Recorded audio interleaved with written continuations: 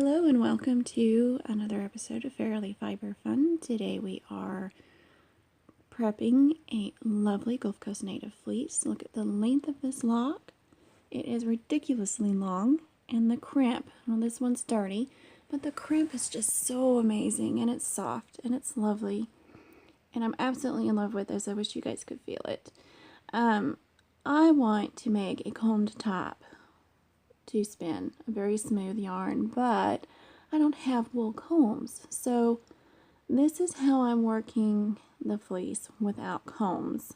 I'm flicking the locks, and that removes a lot of dirt from the tips and weak tips and neps and stuff from the butt end, and then I load them onto the carder butt end first. I don't know that it makes a difference, but it is the way I do it.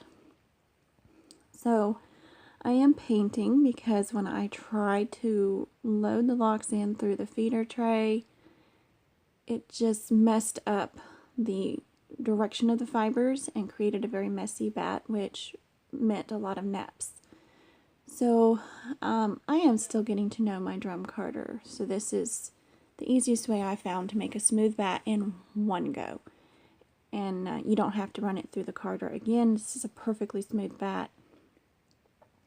So I just load the locks into the, paint them onto the carder, back and forth across the drum, trying to fill it up evenly, and fill in the thinner spots. As the drum gets full, I focus a little more on those thinner spots. That's one of the benefits of painting, is you can put the fiber exactly where you want it.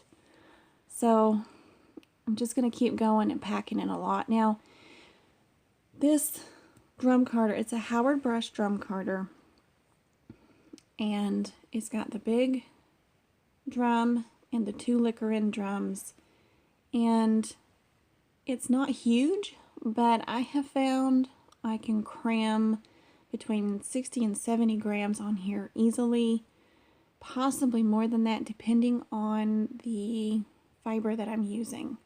Some of my batts are only 40 grams if the fiber is really, really bouncy, or I'm doing a bunch of add-ins that weigh a lot less than the wool. But in general, my batts can be up to 70 grams, which is pretty significant. This drum does not come with a packer brush, so every little while I have to stop and burnish with my dog slicker brush. It works really well. The teeth are soft and flexible on the dog brush, so they don't damage the drum carder at all. Now, with the fiber this long and with how much fiber I packed on the drum, breaking the batt is a little bit tricky. When you work with shorter fibers, you don't have as much on there. It's a little bit easier, and you can remove larger sections at a time. I had a little bit of trouble with this one, but just when you're having trouble, just do smaller amounts like I'm doing here. Little nibbles, and it'll come right off and be just fine. Now when I go to turn the drum backwards to start dizzing, which is what I'm going to do next, once the batt is broken all the way across, I'm going to start dizzing.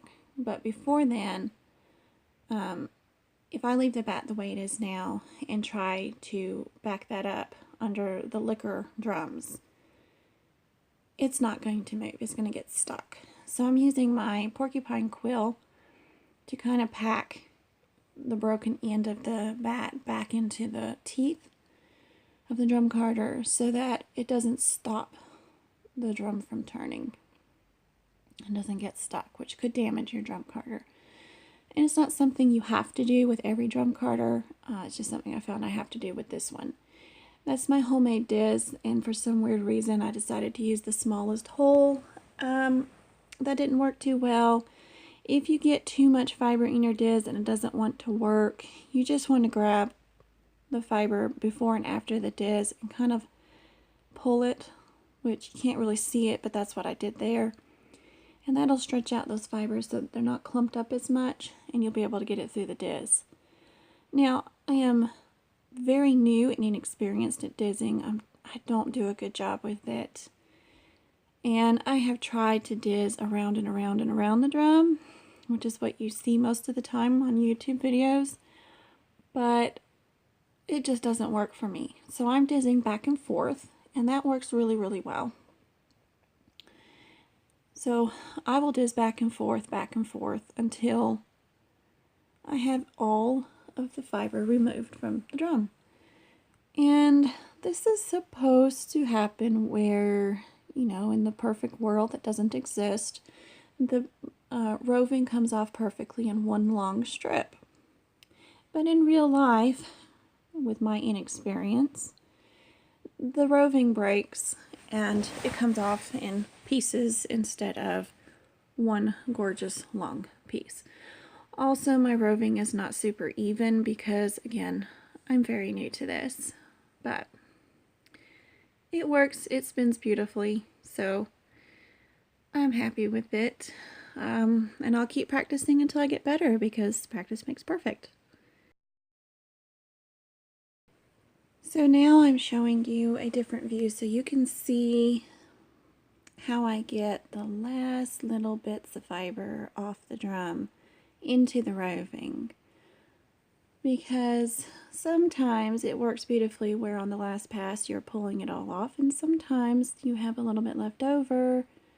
It kind of depends on how you're dizzing and just how things work out. So as I get back across, you can see I've got a very thin layer left. And if I try to dizz back across and get that, I'm going to end up with super thin roving, and it's just not going to work well.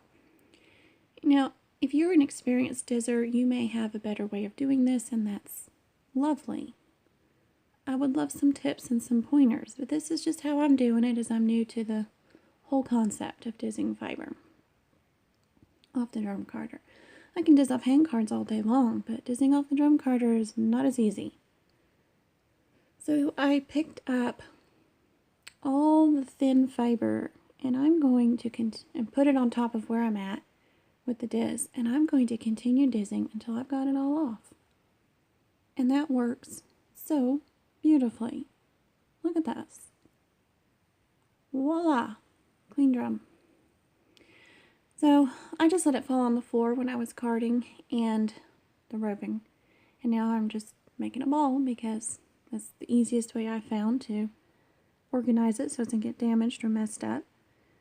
And this makes a very smooth roving. The fibers are mostly laying one direction, which is as close to comb top as I can get without wool combs.